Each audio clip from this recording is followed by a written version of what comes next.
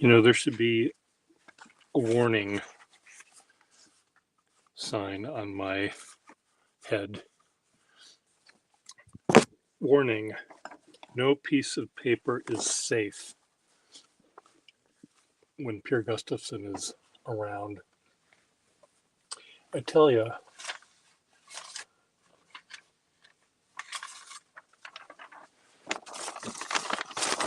it turns into this, a piece of paper.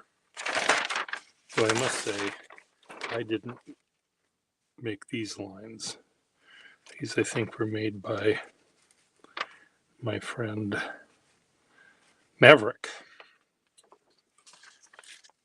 I recognize my chicken scratches there. Anyway, what I'm trying to do is at Open Studios this year, where I invite strangers in to see my studio, I try to show them how talented I am, or how clever I am, or how something I am, handsome I am. No, I don't. That's impossible. So one of the things I'm doing, I'm showing a section. I'm dividing in the hallway is where I'm showing the artwork, because there's empty walls and people can see it there. And I'm going to be having some things that are framed. Some things are going to be just with little clips on the wall so you can take them off and buy them and frame them yourself. I keep on joking that you can buy the thing without the frame for $40. With the frame, it's $30, just because I want the frames out of my life. Except when I don't want them out of my life, then I want them in my life. But anyway, I just thought I'd show you some of what I mean by no piece of paper is safe. So when I go out to a bar and drink beer, I used to always just bring a sketchbook along, and I would fill the sketchbook with drawings, like this little book here. LB's Beer at Tandor. Isn't that cute how I had the lettering go behind the glass? Tandor was a Indian restaurant near me on Jane's 23rd birthday. Jane, Tom, Pierre, and Mark P. Mark Peterson. I have to take a picture of that and show that to Jane. And she can forward it to Tom. They're married now. I introduced them. They're now married. Mark P. was one of our roommates at Ernie's, awaiting drinks. Anyway, so I would carry books like this and I'd draw on them. Let's see, here's another one. These are old ledger books from the olden days. I showed this one recently because I remember 1939. There I'm drawing a nude man, I guess. That's an arm, an armpit. Shannon Clayton. I don't know who that is. Anyway, so now I bring pieces, just blank pieces of paper, little cardstock squares I have, and I just doodle on those. So I'm having these drawings for $10 each. $10. Less than what it costs to buy a beer.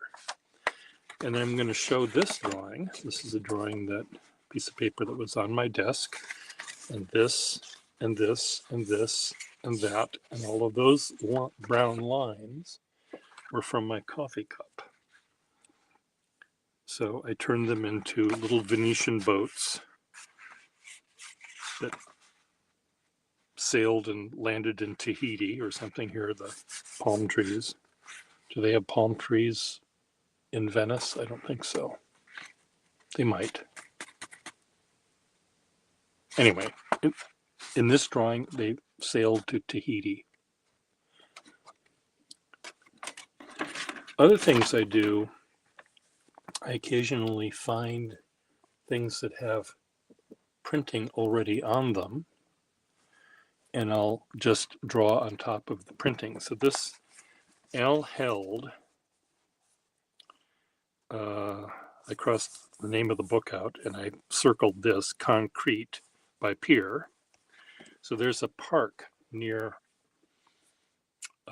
where I live, and it's a skateboard park, and it's underneath overpasses of the highway system here in Boston. And Al Held's paintings, he's a non-representational, this is one of his beautiful paintings. It's probably worth hundreds of thousands of dollars. India ink on paper. Here's another one. 1966, India ink on paper, 22 by 35 inches. Well, anyway, I took this book and I just drew on it. And at this park, so this shape became the overpass going this way. This was a pillar, one of these vertical pillars of the other overpass. And I drew, here's the skateboard, here's the cement company, Boston Sand and Gravel. Here's one of the piers with graffiti down here. Here's one of the skateboarders. Here's some more piers and more of the overpasses. So I turned the drawings into something that is actually kind of interesting. This is part of the Zakim Bridge in Boston. So you see the suspension lines holding up the bridge. And then here's the lift bridge that goes over the Charles River. This was a crane and a street lamp. And I had fun doing these drawings. I smiled during the entire time I was there.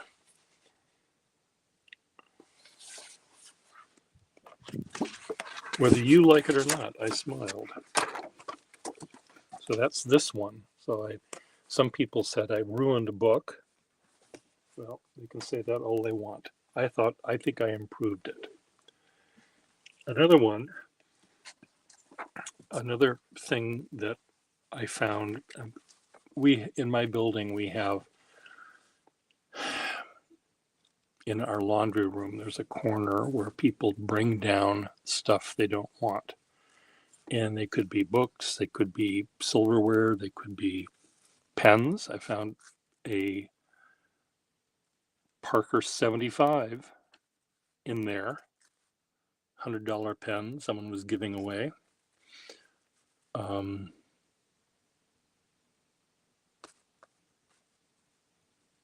Anyway, someone was giving away this, and it was just a black album that would untie and you would draw, or these things I think were given, you got this along with a white gel pen, and I think these were meant for high school graduations, and you would get the autograph and commentary by your classmates on this thing.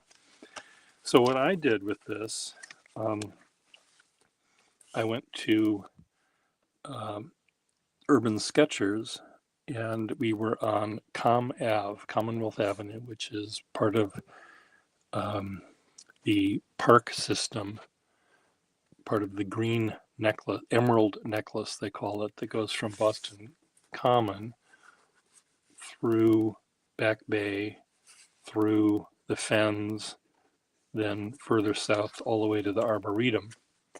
So on Com Ave, on either side of Com Ave, there are buildings that were built in the 1890s, 1880s, 1890s, when the land was filled in. And they were owned, originally built and then owned and lived in by quite wealthy people. Beautiful Victorian stone townhouses, brick or stone or limestone or granite or whatever, limestone, sandstone, whatever they were. So I really enjoy seeing two houses together. There's no space between the houses. They're just chock-a-block next to each other. So I decided what I would do is make a drawing. And it's of a downspout. So here's the sky. We're looking up at an architectural detail.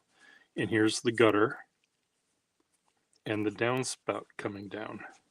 So I drew that, and then I walked across the street and found another building, and I drew the downspout. I just connected the two downspouts, so they didn't meet in real life, but I made them meet here, so they go down this way, and I think these are two different houses. Then I walked a little further, and the downspout is here. And then another downspout, and rinse and repeat all the way down, eventually to the ground. And you see the downspout coming, and here's some plants that are getting fed. On the flip side, you have a different set of downspouts. But still the same idea. A downspout connecting to the previous downspout all the way down. So I'm going to have that hanging in the hallway. People can look at that if they want to.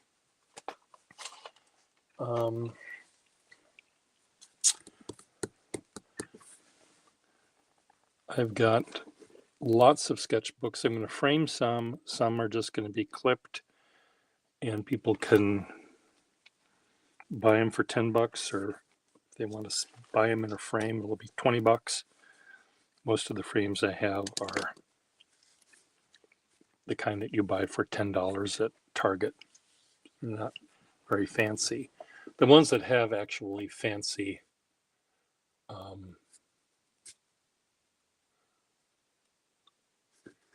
frames, drawings that are in fancy frames, they'll charge money for that. Here's another thing I did. Maybe I'll show this. I went to Bunker Monument, and each Bunker Monument, Bunker Hill, has this big obelisk. And I drew it on an obelisk-shaped, I drew it on a piece of paper that I later folded to make an obelisk. So you have 4 sides of each facet is at the center of each of these drawings. So that was a way to illustrate that building in a new way. And I had fun with that. That's all this debris.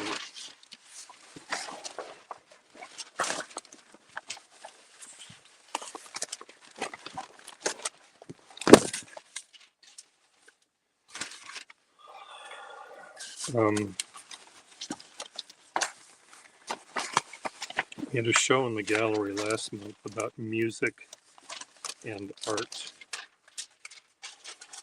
and they included a QR code that led you to very jazzy, non-representational music.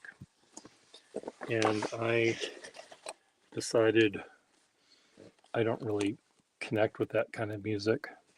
It's just noise to me. So I included my own QR codes, and I then drew the first line of the song. My heart is taking lessons, learning how to sing, blah, blah, blah, blah, blah, blah, blah, blah, blah, blah, blah. So that's a Bing Crosby song. And this is illustration I did. But you look at that, I got an email saying that the QR codes no longer work, but I think they still do.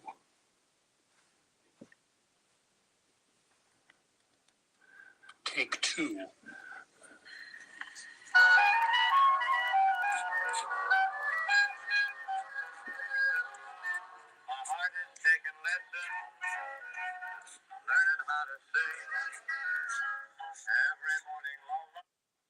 La la la la la la, poor thing. Here's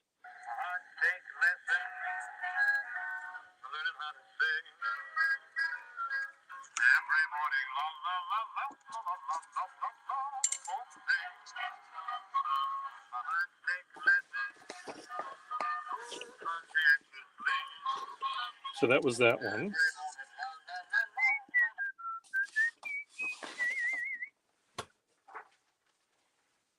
This one is the flight of the bumblebee, and that one goes like this. Come on, Pierre. There we go.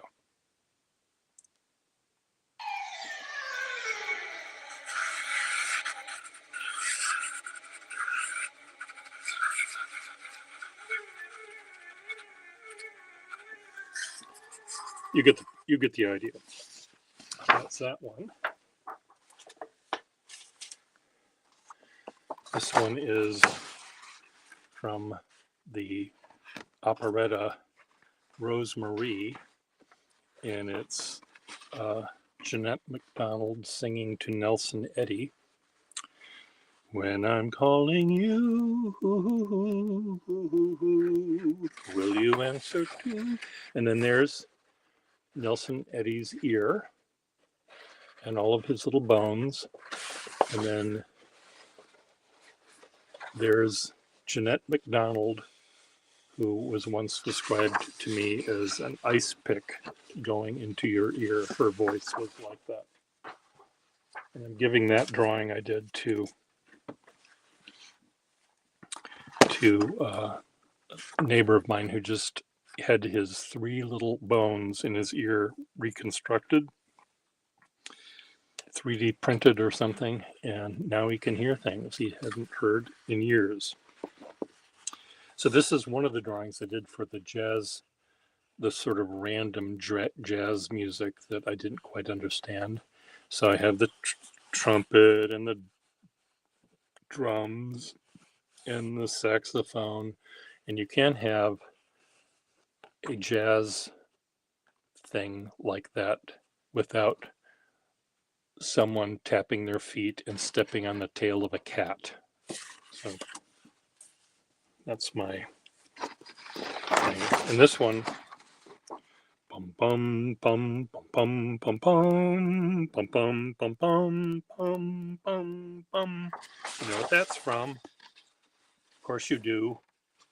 If you don't, get with the program, people. Bum bum bum bum bum bum bum bum bum bum bum.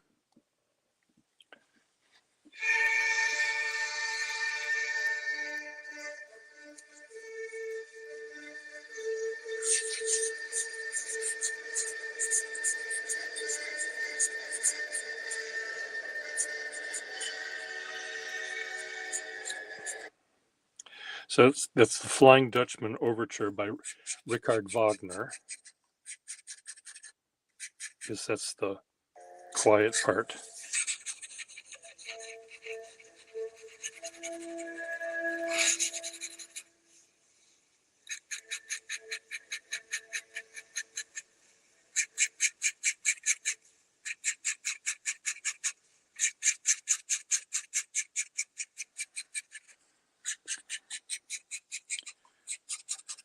The next part of the music is very quiet. It's Zenta's theme.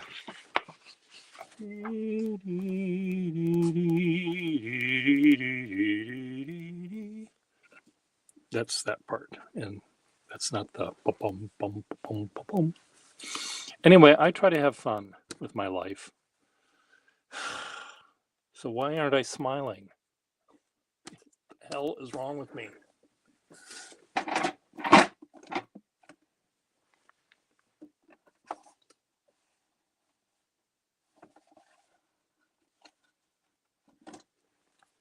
Help me, people. Help me have fun. Anyway,